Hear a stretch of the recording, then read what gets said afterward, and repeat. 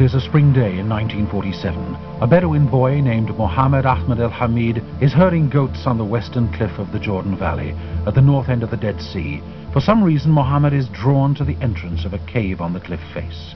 Because it is very dark and narrow, the boy throws a stone to see how deep it is. The stone lands on something man-made and makes the sound of pottery breaking.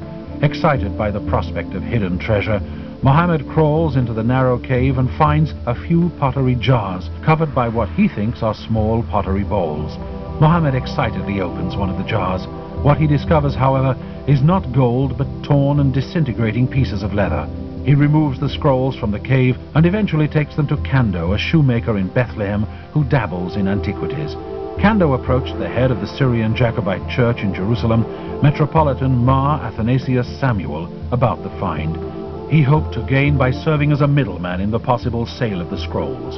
The Metropolitan Samuel, who knew little about the true nature or value of the 4 scrolls now in his possession, agreed to further pursue the matter.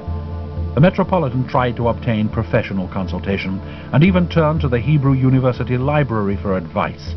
They dismissed the scrolls, believing they were no more than 300 years old. The Metropolitan eventually purchased the scrolls for the equivalent of $100, 1/3 of which went to Kando and the rest to the Bedouin discoverer.